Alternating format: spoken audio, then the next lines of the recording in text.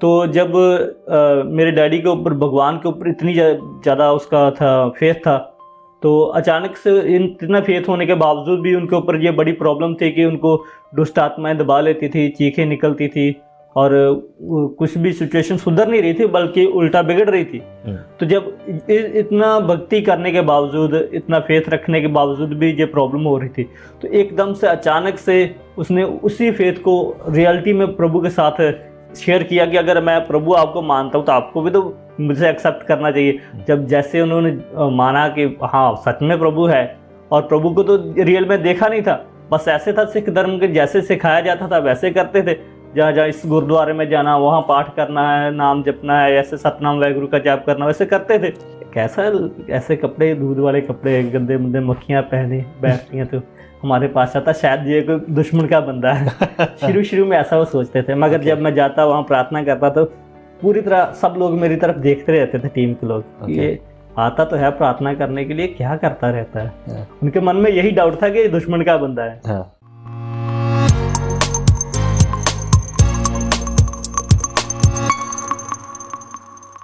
Praise the Lord, जय मसीह की। स्वागत है आपका एक और बार विजनरी रेडियो टीवी के इस खास प्रोग्राम जिसका नाम है let's talk today. Let's talk today में हमेशा हम अलग अलग और ख़ास बातें, आज हमारे बीच में एक और गवाही है। ये है पंजाब के अमृतसर से, हमारे बीच में है पास्टर अमनदीप सिंह। आइए मुलाकात करते हैं। प्रेज़ द लॉर्ड, स्वागत है आपका। प्रभु आशीष करे। आप अमृतसर के रहने वाले हैं जी।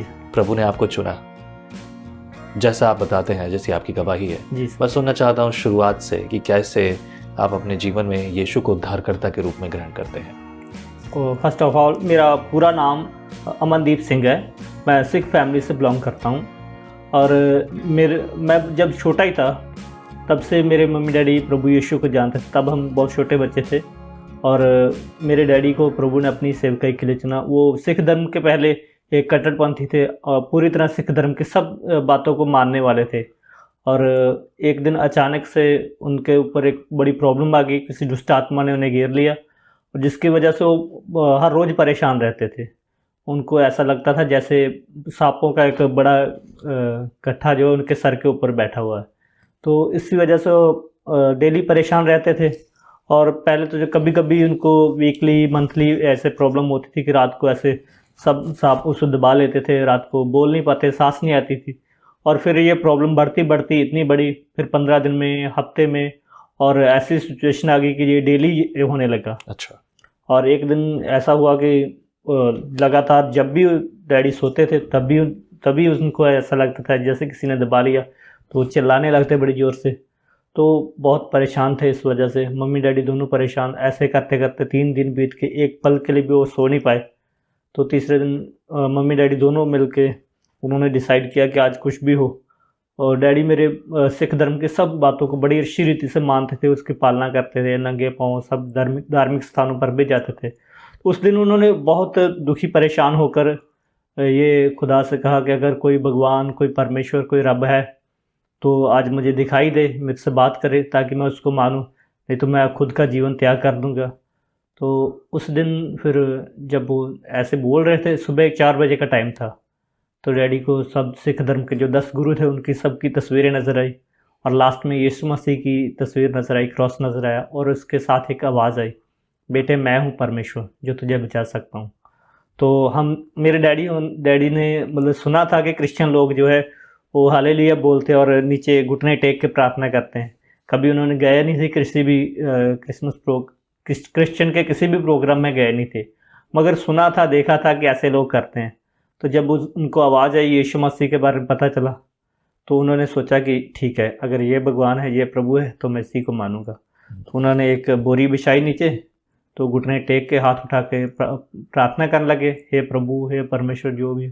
तो कुछ समय बाद ऐसे प्रार्थना करते करते उनको कुछ शांति मिली, प्रार्थना करते करते वहीं सो गए। और उस दिन के बाद कभी भी उनको ये प्रॉब्लम नहीं हुई कि किसी दुष्ट आत्मा ने दबा लिया हो, चाहे उनकी चीखें निकली हो। तो उस दिन से उनका जीवन पूरी तरह से बदल गया। मम्मी डैडी ने दोनों ने जब देखा कि ये मतलब अच्छा है, इससे हमारे जीवन में एक बड़ा काम हुआ है, सारी प्रॉब्लम्स दूर होगी, उसी दिन से मेरे डैडी ने उसको अच्छी रीति से प्रभु को जानने के लिए प्रभु के दासों से मिलने की कोशिश किया। तो एक दारीवाल के पास रहे डॉक्टर चमनलाल जी, उनसे मुलाकात हुई, उनसे मिलकर उन्होंने प्रभु के बारे में सीखा और जाना, और धीरे धीरे जब प्रभु के बारे में जाना फिर उन्होंने प्रभु की सेवकाई में बढ़ने के लिए कोशिश किया, और गांव में हमारे लोकल गांव में प्रीच करने लगे, प्रभु के बारे में लोगों को बताने लगे, और ऐसे धीरे धीरे उनके जीवन में प्रभु ने काफ़ी काम किए। फिर उनके द्वारा कई लोगों में भी कई चमत्कार किए, और तब हम छोटे बच्चे थे, हमने भी अपनी माँ बाप की तरफ देखा कि अब ये यीशु मसीह को मानने लगे। तो हम पहले बहुत सी जगहों में जाते थे तेल डालने के लिए, दिया जलाने के लिए, तो फिर हमने उनको, डैडी मम्मी ने मना कर दिया, अब किसी जगह नहीं जाना, हमारा एक ही प्रभु, हम एक ही को मानेंगे। टूटे मन की प्रार्थना जो आपके पिताजी ने, आपकी माँ ने एक साथ मिलकर की, जी सर, वो प्रार्थना परमेश्वर ने सुन ली। जी जी जी। यहाँ पर उनको किसी ने शुभ समाचार नहीं सुनाया? नहीं, शुरुआत में किसी ने सुसमाचार नहीं सुनाया था। कोई उनको चर्च नहीं ले गया? नहीं। किसी ने उनको जोर जबरदस्ती लालच तो नहीं दिया? नहीं, बिल्कुल किसी ने कोई लालच नहीं दिया। मैं यही बात जानना चाहता हूँ कि जब उनको किसी ने बताया नहीं, किसी ने समझाया नहीं, तब उनके जीवन में ये बात जब उन्होंने अपने मन से स्वीकार की, जो देखा, जो सुना था, उसके द्वारा जो उनका जीवन बदला, अब उसके बाद उनका रिश्ता कैसा था परमेश्वर के साथ? एकदम से उनके सबसे बड़ी उनके अंदर जो प्रॉब्लम थी ना, वो सब सिख धर्म की भावना, सिख धर्म के हम रिलेटेड थे। शुरू से हम उसकी सब बातों को मम्मी डैडी मानते थे, तो ये तो जानते थे कि भगवान है जो सबको चलाता है, सबकी सुनता है, सबको सब कुछ उसी के द्वारा होता है।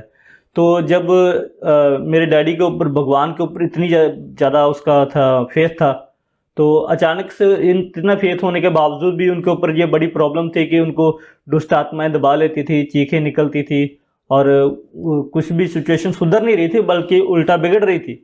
तो जब इतना भक्ति करने के बावजूद, इतना फेथ रखने के बावजूद भी ये प्रॉब्लम हो रही थी, तो एकदम से अचानक से उसने उसी फेथ को रियलिटी में प्रभु के साथ शेयर किया कि अगर मैं प्रभु आपको मानता हूँ तो आपको भी तो मुझे एक्सेप्ट करना चाहिए। जब जैसे उन्होंने माना कि हाँ सच में प्रभु है, और प्रभु को तो रियल में देखा नहीं था, बस ऐसे था, सिख धर्म के जैसे सिखाया जाता था वैसे करते थे, जहाँ जहाँ इस गुरुद्वारे में जाना, वहाँ पाठ करना है, नाम जपना है, ऐसे सतनाम वाहिगुरु का जाप करना, वैसे करते थे।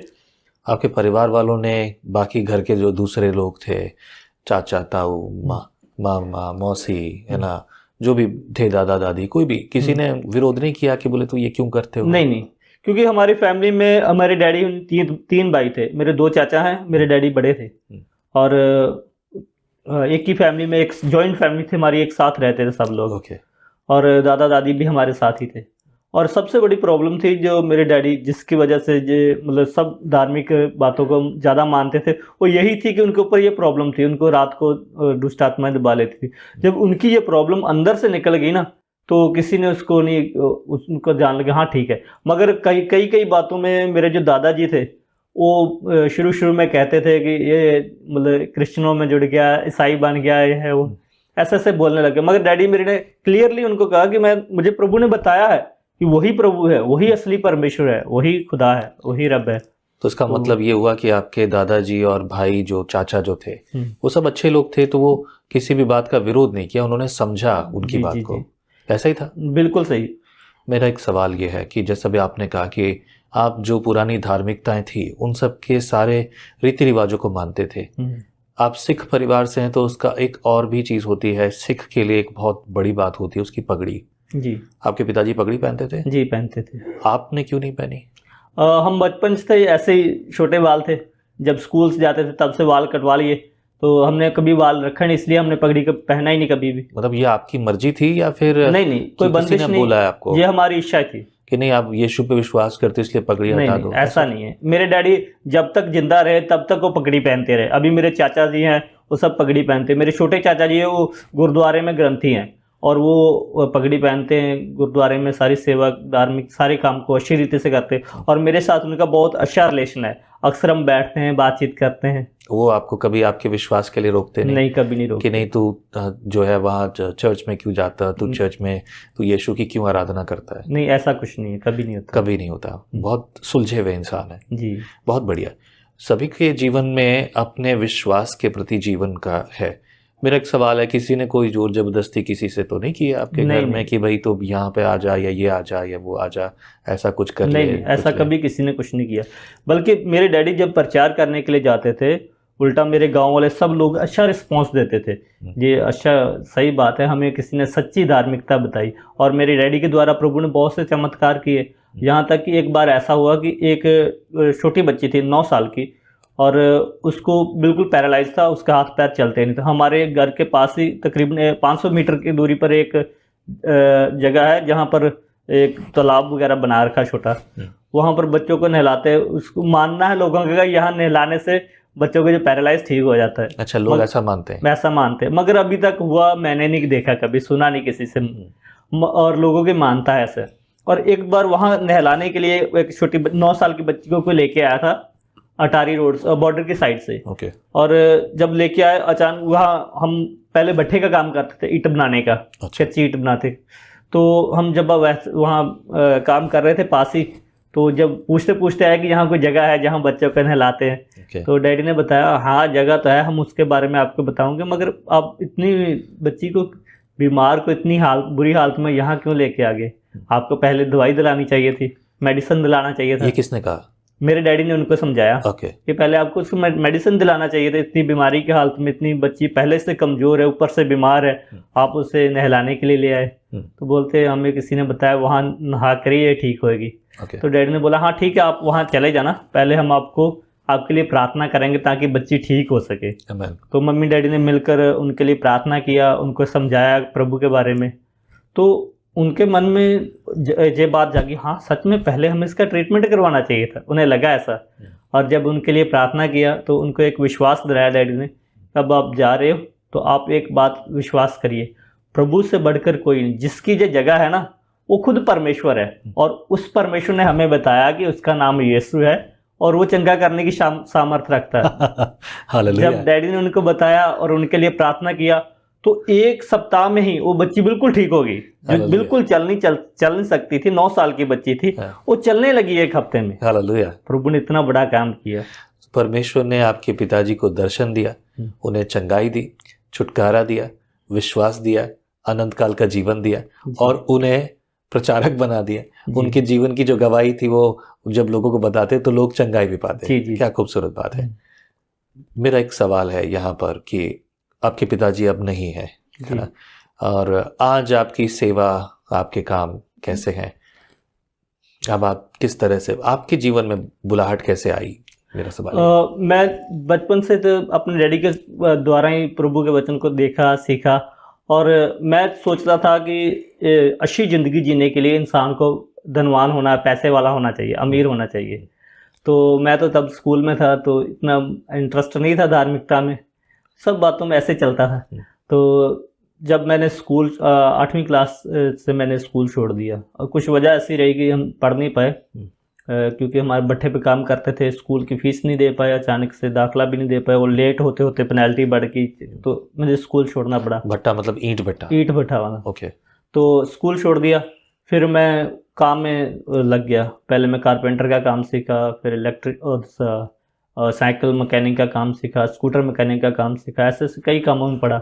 और मैं यही सोच कर काम पर लगता था कि ये काम सीखूंगा, एक अच्छा कारीगर बनूंगा, अच्छी इनकम आएगी तो मैं अमीर बन जाऊंगा। मगर मैंने जितने भी काम सीखे उसमें सीखा था जरूर, मगर सफलता नहीं मिली, पैसा नहीं कमा पाया किसी में भी। और यही मेरे मन में था, कोई ना कोई काम तो ऐसा होगा जिससे मैं अमीर बन जाऊंगा। और ये सोचकर मैं बहुत सारे काम सीखे, किए। और जब मिल्क प्लांट में काम करता था, मैंने मिल्क प्लांट में 6 साल लगातार काम किया, क्योंकि मिल्क प्लांट में अच्छे जो ऑपरेटर थे उनकी 80 सैलरी थी और 8 घंटे की ड्यूटी थी। और उसमें मैं जब देखता था ऑपरेटरों को, उनकी शान वाली ज़िंदगी है, और बैठे रहते कुर्सी पे, ऑर्डर देते, ये करो वो करो, तो मुझे वो अच्छा लगता था कि अगर मैं ऑपरेटर बन जाऊँगा तो अच्छा रहेगा। तो मैंने इसलिए 4-5 साल ऑपरेटर मिल्क प्लांट में रेगुलर काम किया। और काम करके उस काम को सीखा। और एक दिन अचानक से मेरे डैडी, जब मैं काम में लग गया तो मैंने चर्च जाना भी कम कर दिया, बाकी बातों में भी कम कर दिया। एक दिन अचानक से मेरे डैडी मुझे ज़बरदस्ती चर्च लेके गए, बोले आज चर्च जाना ही जाना है। तो मैंने बोला ठीक है चलेंगे।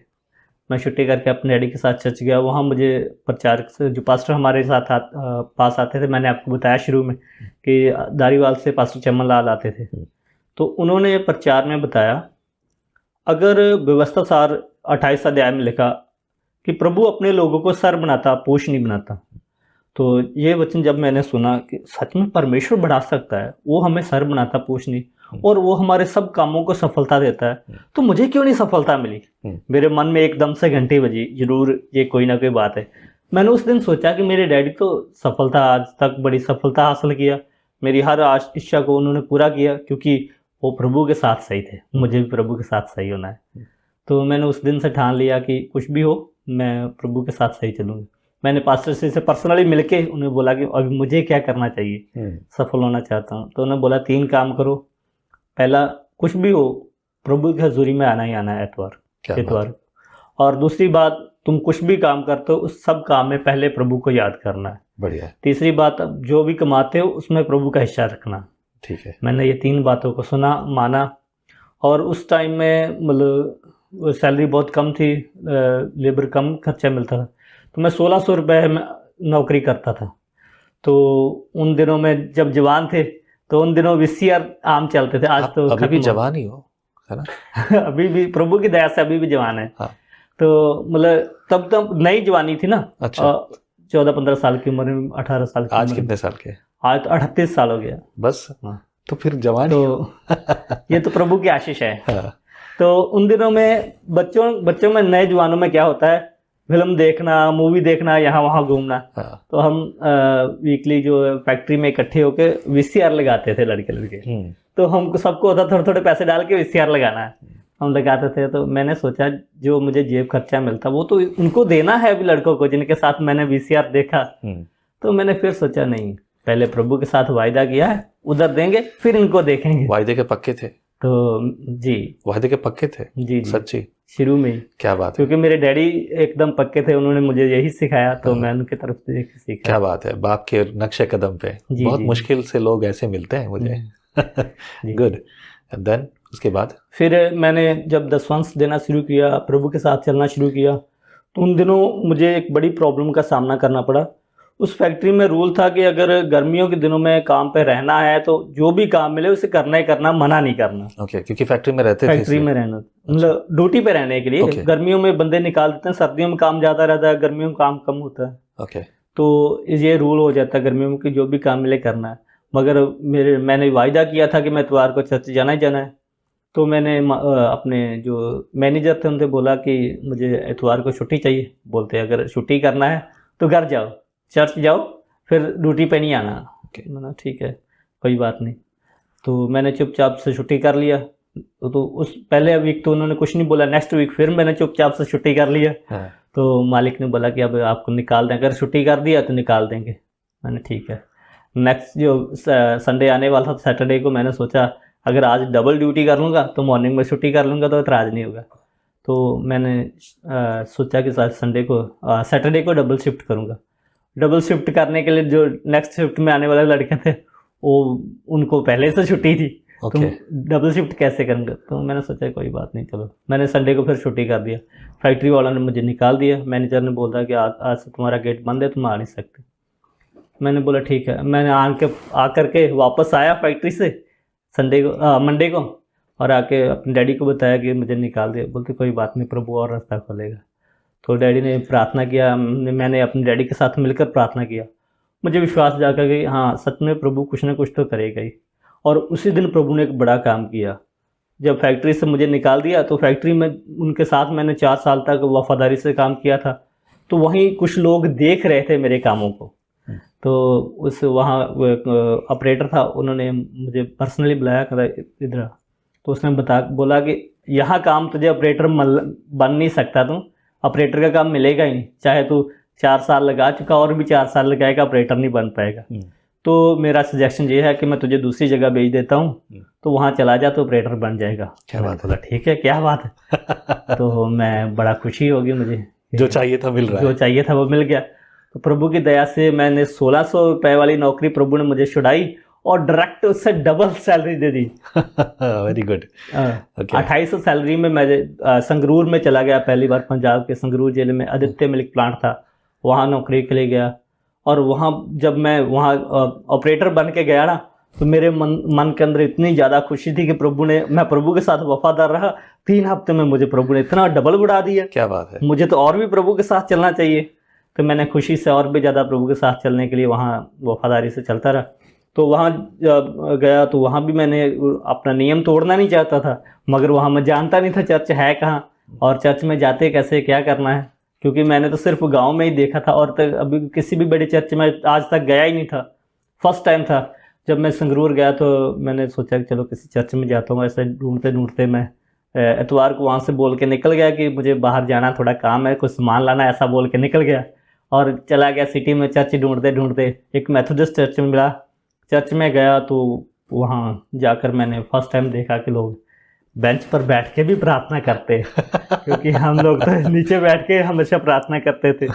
मैंने फर्स्ट टाइम देखा कि लोग बेंच के ऊपर, कुर्सी के ऊपर बैठकर भी आराधना प्रार्थना करते। मैं वहाँ गया, प्रार्थना किया।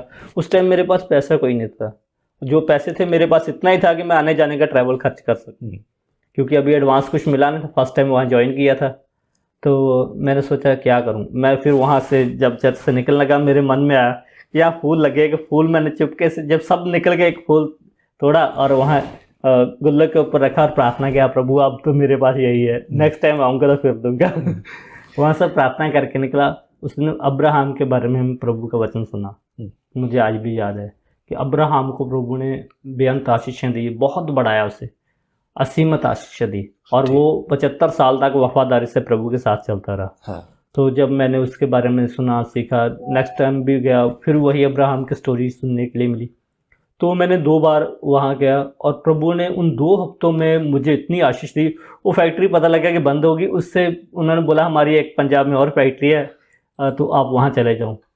उन्होंने मुझे दूसरी जगह हायर कर दिया। वहाँ 2800 सैलरी में गया था, उन्होंने 3500 सैलरी पर मुझे दूसरी जगह भेज दिया। क्या बात है, प्रमोशन पे प्रमोशन। प्रभु ने प्रमोशन पे प्रमोशन दिया। मुझे मन में और भी ज़्यादा खुशी हो गया, क्या बात है, ये तो प्रभु और बढ़ा रहा। आमीन। तो ऐसा हो गया, मैं और भी ज़्यादा खुश हो गया, मेरे मन में विश्वास और मजबूत हो गया। कितने समय पहले की बात है ये तकरीबन 2005 के करीब थी। ओके। हाँ ओके। 5 के करीब है। ओके। फिर 4-5 के करीब, 5 में ही है शायद, 5 में। तो जब वहाँ से निकला तो मैंने इधर नानक मिल्क प्लांट है फतेहगढ़ में, वहाँ आ गया। तो वहाँ भी नया नया प्लांट स्टार्ट हुआ था, पहले वो चलती थी फैक्ट्री, तो अभी नया काम शुरू करने वाले थे, वो बड़ा करके प्लांट को दोबारा से शुरू करने वाले थे। तो वहाँ मैं गया, तो फर्स्ट वीक था मेरा, अभी मैं ज्वाइन किया था। वहाँ पहले से मैनेजर था जो मुझे पहले से जानता था, जहाँ मैं पहले काम करता स्टार्टिंग में, वहाँ पर वो पहले काम करके गया था। ओके। तो जब मैं वहाँ गया तो अचानक से मुझे मिल गया, मुझे मन में लगा कि हाँ अब तो मेरा एक पहचान वाला है, सही रहेगा। तो मैंने 3 दिन काम किया, क्योंकि मैं वहाँ पहुँचा था बुधवार को, वीरवार शुक्रवार वहाँ काम किया। शनिवार को मेरे मन में था कि अभी कल तो संडे है, मुझे चर्च जाना है। अभी इनको पता नहीं है कि ये चर्च जाता है, और उस दिन मुझे उन्हें मैनेजर ने बोला कि आज संडे को इसका उद्घाटन करना है, चर्च का मुहूर्त कहते जो स्टार्ट करना है फर्स्ट टाइम, तो जाना नहीं कहीं। उनको मालूम था कि ये निकल जाता है संडे को। हाँ। तो उसने बोला जाना नहीं कहीं। मैंने ठीक है बाबू जी, नहीं जाऊँगा। तो संडे को था, मेरे मन में था कि अगर नहीं गया तो मैं प्रभु से कैसे मिल पाऊँगा, क्योंकि प्रभु ने तो मुझे बहुत सी आशीष दी है। तो मैंने गेट पर बोला मैं कुछ सामान लाने के लिए जा रहा हूँ बोल के निकल गया चर्च। तो वहाँ से तकरीबन 10 बजे निकला था, तो वापस आते समय मुझे 1:30 बज गया। 1:30 बजे मैं वहाँ चर्च से वापस आया। रोमन कैथलिक चर्च था वहाँ, तो चर्च से होकर आया। वहाँ पर भी मैंने देखा ऐसे ऐसे भी चर्च होते हैं। अच्छा। फर्स्ट टाइम इतना बड़ा, इतना सुंदर चर्च मैंने तो आज तक देखा नहीं था, क्योंकि हमारे तो गांव में चर्च था ना, घर में चर्च होता, संगति करते थे। हाँ। तो वहाँ देखकर मैं बड़ा खुश हुआ कि इतने इतने बड़े भी चर्च होते, प्रभु का घर इतना बड़ा है, ऐसे ऐसे लोग आराधना करते हैं, इतनी वर्शिप टीम, इतने साज। तो मैं बड़ा खुश था, वहाँ देख के आया और चुपचाप से आ गया।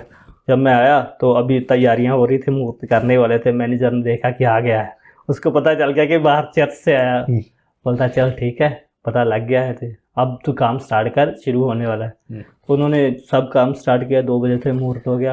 और उसके नेक्स्ट डे जो है, मुझे जो सब लोग ऐसे इकट्ठे थे, प्रभु ने जब बड़ा काम किया, मैं आपको बता रहा हूँ। उस दिन क्या हुआ, मुझे ऐसा लगा कि अभी जो मैनेजर मुझसे नाराज है इस बात से कि मैं वहाँ काम छोड़कर चला गया था। तो नेक्स्ट डे क्या हुआ, ऐसे सब लोग साफ सफाई कर रहे थे, काम कर रहे थे। तो मैनेजर आया अचानक से 11 बजे के करीब मॉर्निंग में। उसने सारी लेबर्स को, सब ऑपरेटर्स को बुलाया, करते सब आओ सबको बुलाया। बोलते इसको देखो, इसका नाम अमनदीप है। तो मैं चुपचाप से ऐसे आँख नीचे करके खड़ा रहा। शायद ये मुझे बेइज्जत करेगा। हाँ। और उसने बोला ये नया ऑपरेटर है, सबका सीनियर, जैसे कहेगा ये, जब बोलेगा फैक्ट्री चलनी है तो चलनी है, ये बोलेगा बंद करनी है तो बंद करनी है, जो ये कहेगा वैसा करना है। तो मैं सोच रहा था शायद ये बेइज्जती कर रहा। तो जब वो इतना बोल के निकल गया तो मैं मन देखा, वाह प्रभु क्या हालेलुया। मैं तो सोचता था निकाल देगा इसने तो और भी ज्यादा वैल्यू बढ़ा दी। हाँ। तो ऐसे मेरे मन के अंदर और भी विश्वास बढ़ गया, मैं लगातार प्रभु के साथ चलता रहा। तो तकरीबन 3 महीने वहाँ मैंने काम किया। 3 महीने के बाद जब फुल सीजन रहता सर्दी में, तो नवंबर महीने का टाइम था। नवंबर महीने में ऐसे अचानक से मुझे ऐसे फ़ोन में कुछ सर्च कर रहा था, सैमसंग का फ़ोन था, तो मुझे नंबर मिला, एक मैनेजर था जो हमारे यहाँ पहले काम करता था, तो मैंने उससे बात कर रहा था। तो उसी टाइम वो मैनेजर भी आ गए हमारे पास घूमते घूमते प्लांट में। तो बोलते क्या हो गया? मैं मैनेजर दुआ साहब से बात कर रहा हूँ। बोलते वो तो मेरा दोस्त है, तो अगर तुम्हें वहाँ जाना है तो मैं भेज देता हूँ। तो मैंने बोला ठीक है। तो उन्होंने वहाँ भेज दिया और ट्रांसफ़र कर दिया। 3 महीने के बाद मुझे नेक्स्ट ट्रांसफ़र मिला। तो वहाँ मैं 3500 सैलरी में लगा था, यहाँ 4500 में मुझे फिर से हेल्थ प्लांट में गुमटाला में क्या बात है, हालेलुया, प्रमोशन दे दिया प्रभु ने। यहाँ 4500 सैलरी भी होगी मेरी। मैंने बहुत खुश हुआ, वाह प्रभु क्या आशीषें हैं तेरी। और जब मैंने हेल्थड में आ गया मिल्क प्लांट में काम करने के लिए, तो इतनी बड़ी आशीषें देखने के बाद इतने कम समय में मेरे मन में आया कि अब मैं प्रभु के वचन को पूरी तरह सीखना है। तो फिर मैं जब फैक्ट्री में काम करता था दिन की ड्यूटी में, तो जब जैसे लंच टाइम होता 1 बजे, तो मैं 5 मिनट में फटाफट से खाना खा के साइकिल पकड़ता, आसपास ढूंढता रहता कोई चर्च खुला हो, वहाँ जाएंगे, प्रार्थना करेंगे, थोड़ा वचन को सीखेंगे। तो ढूंढते ढूंढते मुझे एक रिवाइवल गॉस्पल चर्च नाम चर्च खुला मिला, पास्टर शमशेर जी का। तो जब मैं उनके पास गया फर्स्ट टाइम, तो वो चर्च बन रहा था और उसका भी काफ़ी विरोध हो रहा था, क्योंकि वो बनाते थे दुश्मनाना का, दूसरे लोग आकर उनकी दीवारें गिरा देते थे। तो जब मैं उनके पास गया तो उनको देखने में लगा कि ये कैसा, ऐसे कपड़े, दूध वाले कपड़े, गंदे मुंदे, मक्खियाँ पहने बैठ रही हैं, तो हमारे पास आता, शायद ये कोई दुश्मन का बंदा है। शुरू में ऐसा वो सोचते थे, मगर जब मैं जाता वहाँ प्रार्थना करता तो पूरी तरह सब लोग मेरी तरफ देखते रहते थे, टीम के लोग। ये आता तो है प्रार्थना करने के लिए, क्या करता रहता है। उनके मन में यही डाउट था कि ये दुश्मन का बंदा है। तो जब मैं लगातार वहाँ जाता रहा, 1 हफ्ते के बाद उनको पता चल गया कि नहीं ये सही बंदा है, प्रार्थना करने के लिए आता। तो फिर उन्होंने भी मेरे साथ अच्छा मिलना जुलना शुरू किया, रिलेशन बनाना शुरू किया। और फिर उन्होंने मुझे फोर्स किया कि आप हमारे साथ यहाँ रात रहने के लिए वहाँ रुको। तो मैं वहाँ रुकने लगा, फिर उनकी टीम के साथ मिलकर प्रभु वचनों को सीखने लगा। और प्रभु ने फिर मुड़ के उसके बाद मैंने पार्ट टाइम में बाइबल स्टडी शुरू किया। और उसके बाद जब मेरी ड्यूटी नाइट हो गई तो मैं फुल टाइम उनके साथ सेवकाई में निकलता, यहाँ वहाँ जो भी काम करते थे। उसी टाइम 2007 को 10 फरवरी को प्रभु ने मुझे एक बड़ा क्रूसेड हुआ। उस क्रूसेड में मुझे प्रभु ने प्रत्यक्ष रियलिटी में आवाज़ दिया, दर्शन दिया। प्रभु ने बोला तू मेरा काम कर, मैं तेरी सब मुश्किलों को उठा लूँगा। तो प्रभु की जब आवाज़ मैंने सुनी तो मैंने सोचा ठीक है मैं प्रभु का काम करूँगा। मैं नेक्स्ट डे 3 दिन का मीटिंग था, नेक्स्ट डे फिर प्रार्थना में बना रहा। मैं अब फिर प्रभु की आवाज़ से सुनना है, कल सुना था, आज प्रभु शायद कुछ और बताएगा मेरे जीवन। प्रार्थना करता रहा मगर कुछ आवाज़ नहीं। तीसरे दिन का लास्ट मीटिंग था, तो तब मुझे फिर से एक आवाज़ आई, बेटे तू मेरे साथ चल, मैं तेरी सब मुश्किलों को दूर करूँगा। उन दिनों सबसे बड़ी मुश्किल हमारे घर में ये थी, हमारा जो घर था जो जॉइंट फैमिली वाला था, और मेरे चाचा जी ने अलग जगह ले रखी थी और हमने चाचा जी वाला जगह खरीदनी थी। तो उसके लिए कुछ पैसे हमने दे दिए थे, कुछ देने थे। और मेरे मम्मी डैडी को मुझसे आज थी कि हाँ इसकी सैलरी अच्छी है, 4500-5000 रुपया सैलरी आ रही है इसकी, तो वहीं से देना लेना चलता रहेगा। तो अचानक से जब मुझे प्रभु ने ये बताया कि तू मेरे पीछे चल, मैं तेरी सब मुश्किलों को दूर करूंगा, तो मैंने सोचा सब कुछ छोड़ छाड़ के प्रभु के पीछे चलना है। मैंने अपने डैडी को बोला कि अब मुझे तो प्रभु के पीछे चलना है, सेवकाई करनी है।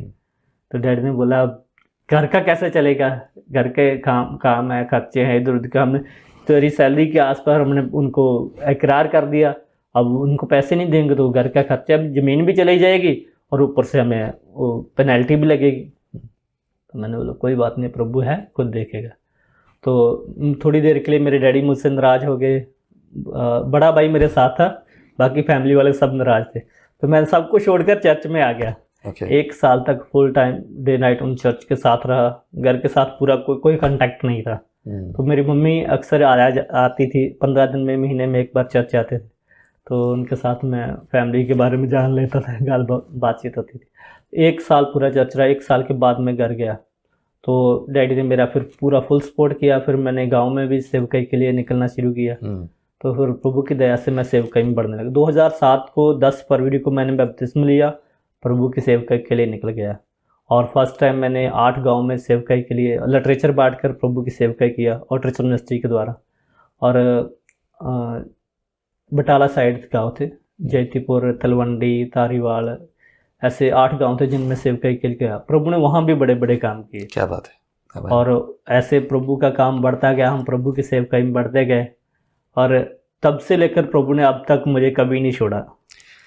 आपने थोड़ी देर पहले कहा था कि मैं प्रभु के साथ विश्वास योग्य रहा और प्रभु मेरे साथ। क्या बात है, दैट्स ब्यूटीफुल। जो परमेश्वर के साथ विश्वास योग्य है, उसके वचन में, उसकी इच्छा में, प्रभु भी उसके साथ विश्वास योग्यता के साथ चलता है। बहुत सारे लोग इसके लिए चिंतित रहते हैं, विचार रहते हैं। एंड मैं सुन रहा था आपकी गवाही, और ये जो आपने अभी जो भी बताया, quite similar to my testimony, बिल्कुल मेरी गवाही के जैसी है। जी। आज आप डिफॉल्टर हैं, है ना। 5,000 का लोन आपको कोई नहीं देता, मेरे को भी कोई नहीं देता, मैं भी डिफॉल्टर हूँ। लोग मुझे करोड़पति समझते हैं, लेकिन जाने दो। पर असली बात यह कि 5,000 का लोन ना आपको कोई देगा ना मुझे देगा। पर फिर भी मैं आश्चर्यचकित हूँ कि आपने अभी चर्च के लिए जमीन भी ले रखी है बनाने के लिए, तो चलो प्रभु रास्ते खोलेगा। Now you are fully devoted to the church. आप 2-3 साल मुझसे बड़े हैं उम्र में, पर परमेश्वर ने आपको इस्तेमाल किया, और उन सेवकाई में, लिटरेचर मिनिस्ट्री जो आप करते थे, ठीक मैं भी ऐसे करता था। I would like to ask, मैं एक आखिरी सवाल आपसे पूछूंगा, कभी ऐसा नहीं लगा कि मैं जो है कुछ और ऐसे रास्ते या कुछ नौकरी करता रहता, या कुछ वो नौकरी करता रहता तो बहुत पैसा कमाता, और मैं बहुत कुछ करता, क्योंकि ये तो शुरुआत का दर्शन था ना कि बहुत पैसा कमा लो। तो वो चीज़ अभी नहीं लगता कभी ऐसा कि मैं ये छोड़ूं, सेवा छोड़ूं और पैसा कमाऊं? मेरी ना शादी 2011 में हुई थी, 10 दिसंबर 2011 में। तो शादी के जस्ट 1 मंथ पहले मुझे फैमिली वालों ने बड़ा मतलब इसके लिए एक प्रेशराइड किया कि तुम कोई काम करो, क्योंकि उनकी डेली की इन बातों को सुनकर मैं इस बात के लिए थोड़ी देर के लिए सोचने लगा, क्योंकि मैं तो फुल टाइम सेवकाई करता था, और कभी मेरे पास 20, 50, 200 रुपये से ज़्यादा पैसा फंड मेरी जेब में कमी नहीं रहता था। मगर मैंने कभी ऐसा कोई काम नहीं था कि जहाँ गया ना हो, कोई काम में सोचा हो तो हुआ ना हो, सब प्रभु करता था। और कभी तो ऐसा भी होता कि कई जगहों में मुझे जाने के लिए मन था कि वहाँ जाना है और जल्दी पहुँचना है, तो मैं प्रार्थना करता था प्रभु आज जाना है। तो जेब में मुश्किल से 160 रुपये है, 140 रुपये है, और जब प्रभु से प्रार्थना करता, प्रभु जल्द से जल्द पहुँचना। प्रभु अचानक से कई दफ़ा कार वालों को, गाड़ी वालों को प्रभु लेके आता, और खुद से मेरे पास रोक के मुझे लेके जाते, आओ अब लेके जाएंगे। क्या बात है, क्या बात है। और ऐसे ऐसे प्रभु ने बड़े काम किए। अभी अभिलाषाएं नहीं होती कि भाई मुझे बड़ी मैं गाड़ी आपको बताने वाला था कि जब 2011 में शादी के 1 महीना पहले मुझे फैमिली वाले बोले कि अगर ऐसे तुम अभी तो तेरे पास पैसा नहीं, कल को तेरी वाइफ आ जाएगी, फैमिली के खर्चे, तो कैसे मैनेज करोगे, तो अभी घर में भी तेरे के लिए जगह नहीं, अगर तुम ऐसा रहोगे तो फिर चर्च में रहना पड़ेगा। मैंने ठीक है, थोड़ी देर के लिए मन में आया कि कैसे चलेगा। फिर मैंने अपने विश्वास को, उन सब बातों को याद किया और मजबूत किया कि प्रभु तब तक संभालता था, अब भी संभालेगा। जस्ट उसी टाइम प्रभु ने एक बड़ा काम किया। NICM मिशन का पास्टर थे रमन कुमार, वो अचानक से मुझे रास्ते में मिले, और प्रगट नाम का मेरा एक दोस्त था, उसने शायद उनको बताया था। तो अचानक से जब मुझे मिले तो बोले प्रगट ने आपके बारे में सब बताया है, तो हमें हमारे पास एक जगह है, एक बड़ा चर्च है, तो वहाँ पर हमें एक पास्टर की ज़रूरत है, आप वहाँ एज ए पास्टर हमारे साथ रहिए। तो प्रभु वहाँ लेके गया, मुझे 4 साल तक वहाँ उनके साथ रहने के लिए मौका मिला। अच्छा सुंदर घर और ऐसी जगह में, हाईलाइट लोकेशन में मुझे एक अच्छी जगह पर रहने के लिए प्रभु ने दिया, और मुझे लगा कि हाँ सच में प्रभु मेरे साथ है। अब जो लोग कहते हैं ये उससे उल्ट है, प्रभु बड़ा काम करता है। Hallelujah, praise the Lord.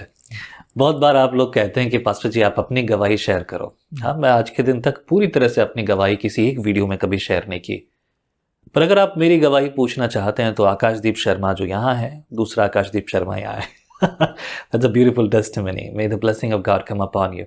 यदि आपके मन में भी अपनी गवाही शेयर करने के लिए बोझ है, आपका भी स्वागत है। विजनरी रेडियो टीवी के कैमरों पर आप आ सकते हैं, संगति कर सकते हैं।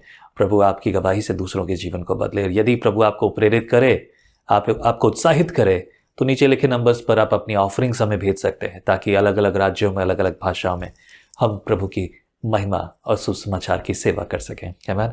यदि आपके मन में कुछ सवाल है या कुछ पूछना चाहते हैं, कुछ बात करना चाहते हैं, फ़ोन ना कीजिए, सिर्फ इस नंबर पर मैसेज कीजिए व्हाट्सएप पर, मैं ज़रूर जवाब दूंगा। प्रभु आपको आशीष करे। थैंक यू वेरी मच हमारे बीच में आने के लिए। Thank you. प्रभु आपको इस्तेमाल करे और आगे प्रभु की योजनाएं पूरी हो। आमीन। जय मसीह की।